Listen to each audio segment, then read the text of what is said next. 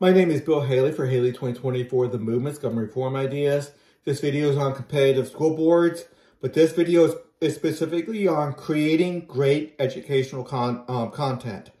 Now, this can be done within our current system. In reality, I want it done within the new system, but this can be done in the current system. I'm going to go over the competitive school board system's bullet points real quick. I'm not going to read them all. You can pause and read it. But every parent selects from a dozen school boards and enrolls their children in that school board, and that school board educates their children. Or it is very conducive. Some of the school boards will be very conducive to private schools or homeschoolers, and they can be within the system doing the education the way their parents want the education done. We have about a dozen bullet points here. You can stop and read those if you want to. I have a lot of videos out there. I have a full write-up on my own website, Facebook, and the like. YouTube has a lot of videos out there. Got a lot of videos embedded into my website. Okay, creating great educational content. Let's just go with the current system right now, and this can be done within the new system as well. But the government currently spends over $1.2 trillion on education across America. That's a lot of money. That is roughly about $12,000 per household over about 100 million households. There's a little bit over 100 million households in America. Get rid of the bottom 10-15% that are just very, very low income. They don't pay taxes. So over 100 million households, that is $12,000 per household. So about $1,000 a month in education taxes. That's real estate taxes, sales taxes, income taxes, all the different taxes, but it's there. It's built in and diversified to a lot of taxes, but that's a lot of money. So $1.2 trillion. So what if we took 1% of that money to create great educational content? Let me tell you how we could do that. So the proposal is the federal government dedicates $12 billion. 12% is 1% of the 1.2 trillion. So 12 billion. Okay, so we give $12 billion of the current budget to 12 groups of people, each group getting $1 billion.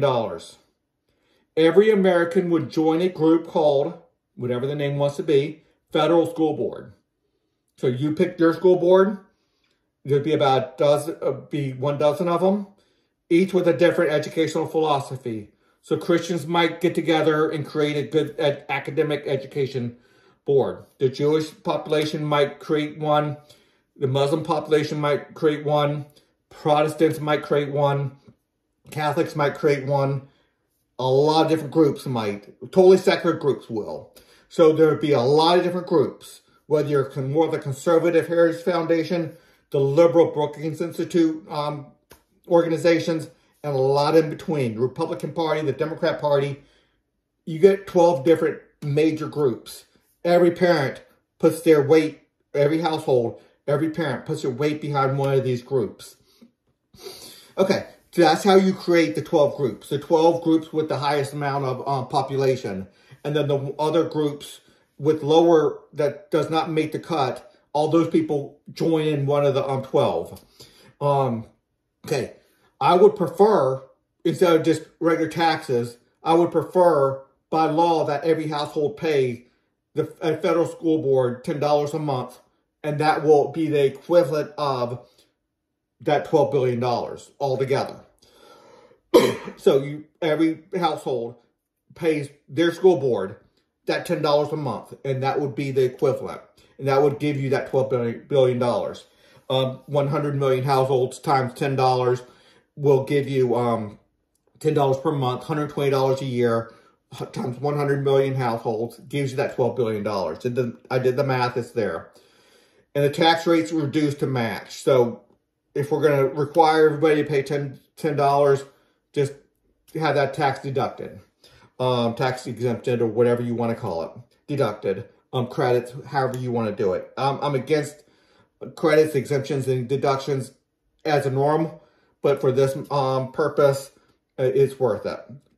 Okay, competitive school boards. Actually, I would rather have it done as a tax rate reduction to match that $10. I know $10 is not a lot in the whole scheme of things, so we're not talking about a ton of money here per person, $10 a month, but that can create a great educational content. Okay, that's the math of it. To create these groups, all sitting elected school board members from the nearly 14,000 public school districts would create 12 different groups based on educational philosophy. So those 14,000 public school districts having probably about, 5 to 10 school board members on each will all get together and create, create groups. Each group puts out their educational philosophy, then parents join one of those. Those groups will put out their educational vision and ask citizens to join. The 12 groups with the most members become the 12 federal school boards. Then if you're not in those 12 groups, your group will merge with the one that matches the educational philosophy the best, with one of the 12 biggest. Okay, to get down to 12, the groups with the lowest membership is told to merge with one of the top. This is repeated until we have 12 groups. Members of every federal school board will elect their own leadership. So only the members that you join, every citizen joins, they only, within their group, within their federal school board, they will elect their leadership. So they're already together. Conservatives are together, liberals are together, Christians are together, whatever. Their educational philosophies are already kind of set. And their leadership is more of executive leadership. Are you academically, are you good on administration and like? So you're doing a tactician, not a ideologue, because the ideology is already there. The philosophy is already there. Members have the right to change their membership to another federal school board. So once the philosophies are more getting down into the weeds, you might like another one better. And you can change. Every citizen can change. All board members receive a percentage of the $12 billion that matches their membership, or roughly $1 billion a year, or the $10 a month if we go with the better model, in my opinion, a better model of funding these organizations. Every board is tasked with breaking down all educational curricula into 1,000 units. That's K through college, K through the highest level of college. This will include K through 12 and college, including doctorate level.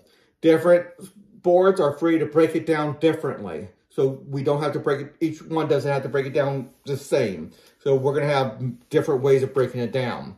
And you can emphasize different things in different ways. A grant of $1 million will be created for every curriculum unit. So think about this. It's broken down 1,000 ways. 12 different groups breaks it down 1,000 ways. That's 12,000 units. 12,000 educational units. Each with $1 million grant to it. That's a lot of educational content. So you're talking, well, let me get to it. This will total 12,000 $1 million grants. 12,000 grants at $1 million a piece. Now, it might be a little bit different with more population, more parents or citizens trusting one over the other. One might be 900,000, one might be 1.1 million or so. But that's still a lot of money per subject. Every subject will be addressed in 12 different methods. So if you're more conservative, more liberal, more Christian-minded, more Jewish-minded, more secular-minded, more this type of science-minded, you can break it down differently. And you can address that 5th grade math, and you'll probably be at 3 or 4 different units within 5th grade math. So we're really breaking it down. So 5th grade math might deal with fractions and divisions and stuff like that.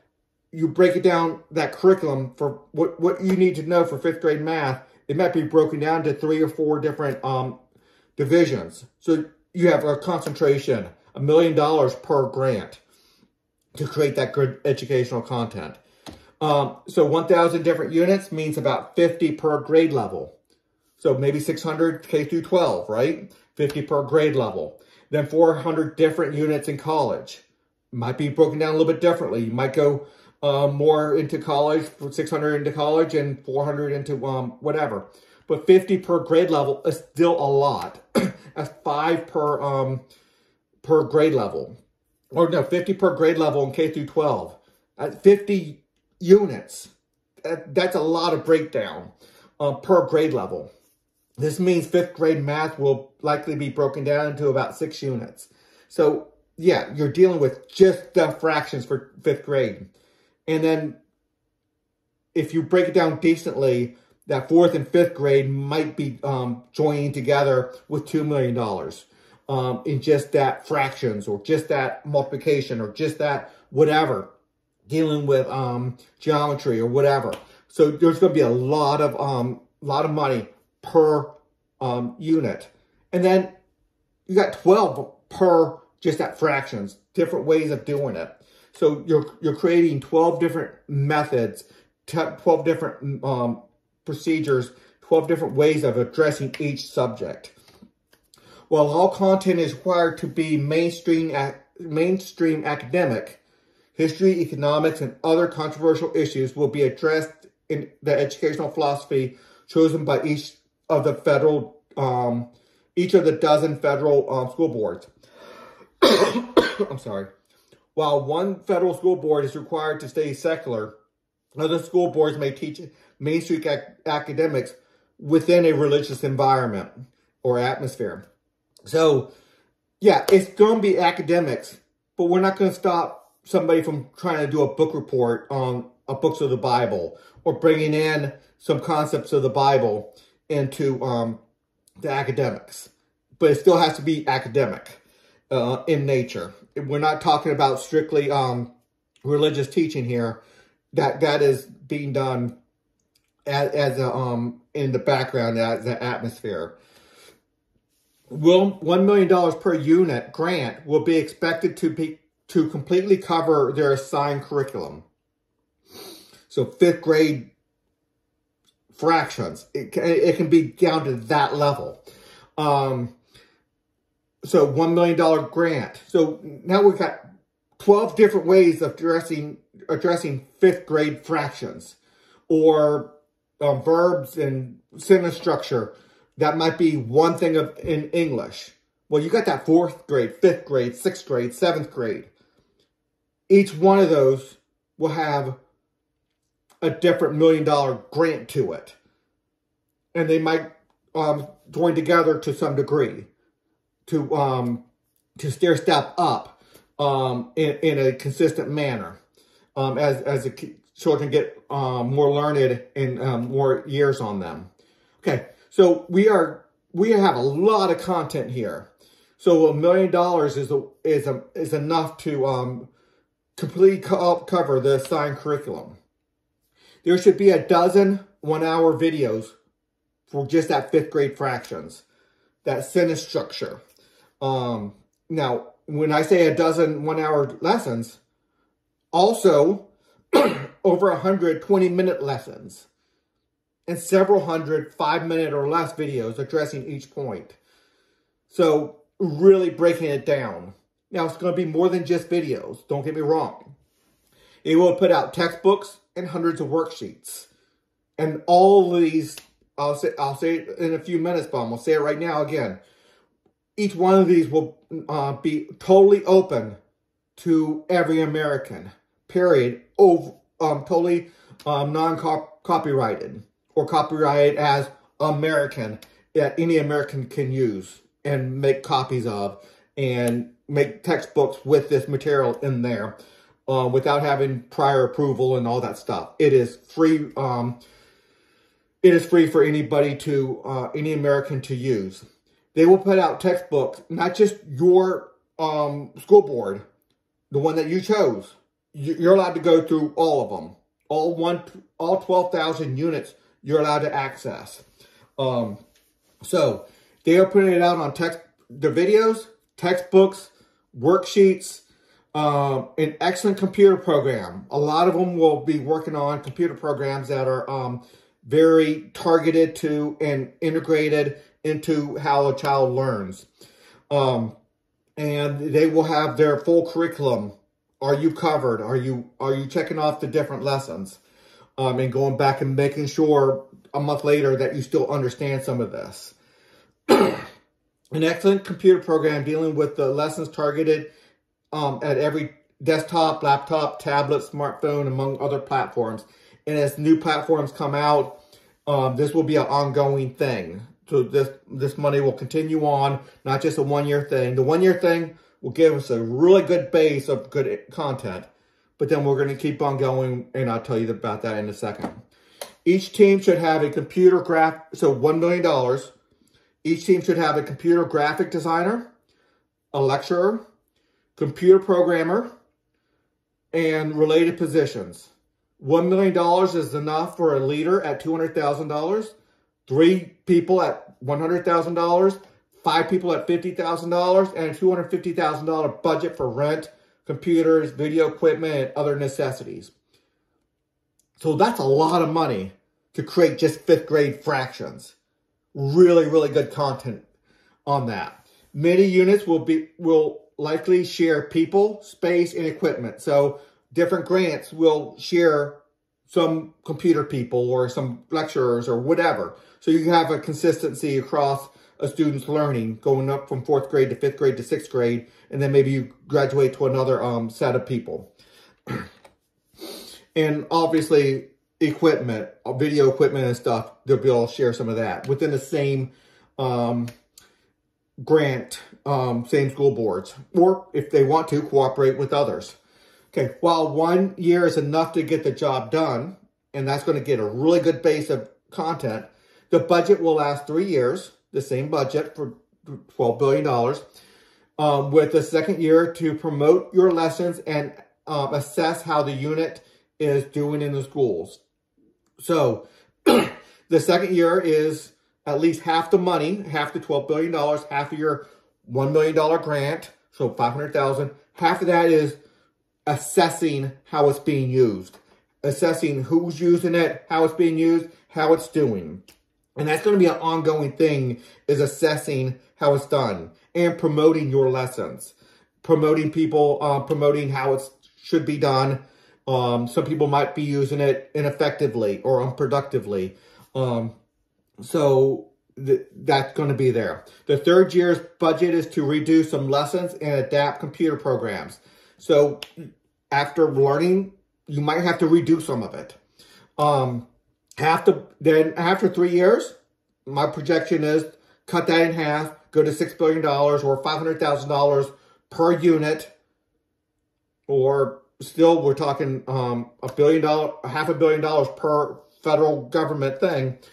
Half the budget for the second and third years will be used to rate the content of all the units compared across all 12 federal school boards. So now we're going into spending that $500,000 per unit to send people out there to assess how it's being used, which one's better, to rate the content and like. All content created will be open to all Americans in every American school without charge. So all the copyrights are gone, or it's copyrighted for America. School boards will keep an ongoing total budget of $6 billion, or $5 a month per household, to keep lessons updated, address computer issues, improve online learning tools, and keep an ongoing rating system, assessing how it's being done. And some might get totally defunded while other ones come on board and start up and then create content. Because if parents aren't going to trust one because they did a bad job, that's fine. The content can stay out there. You can keep the content, but it gets defunded now. The content's still around, and you get new people. The parents go to a different group, and then they can make new content at all times, improve online learning tools, and the like. The cost of textbooks to local schools will decrease by over 98%. I don't know exactly the percentage, but we've spent a lot of money on textbooks right now through the public school systems. It'll just be the cost of the paper and uncopyrighted textbooks. So that will be, and the videos are pretty much free at that point. Online video platforms like YouTube and others will likely have all content from all 12,000 units. So we're talking hundreds of thousands of educational videos out there that obviously no student can listen to them all. They're not made for that. You're going to have you're going to have people in organizations and maybe some the federal school boards set up individual things. If you want this unit, that unit, that unit, that unit, you might pick 100 units for different grade levels, or 50 units per grade level or something like that. And make sure they are going through that material. 50 units per grade, not all 12,000 or hundreds of thousands of videos per year. You just can't, you don't have the time. And you don't want to go through each one. You might experiment and really catch on to a certain teacher and really like how they're doing it. And you can skip around to different units if you want to, different federal school boards. All federal school boards would have their own computer app and create a system to document that a student is achieving their personalized curriculum. This gives every underfunded homeschool, private school, and public school, and others total and unhampered access to great educational content.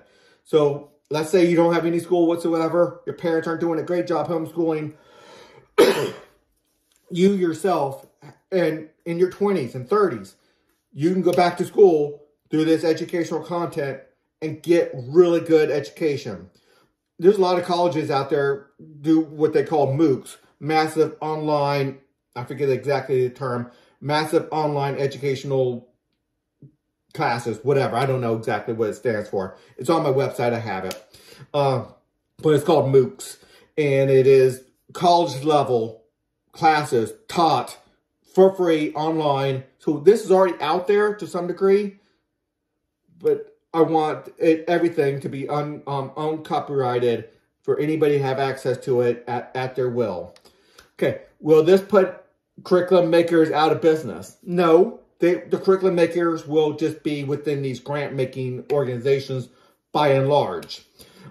These 12,000 grants will be given out for curriculum and then ongoing funding. So, at some point, we don't want somebody just to have a job and pay money from the federal government or state government, city governments to create new content when we have good content already out there. At some point, yes, it has to be updated.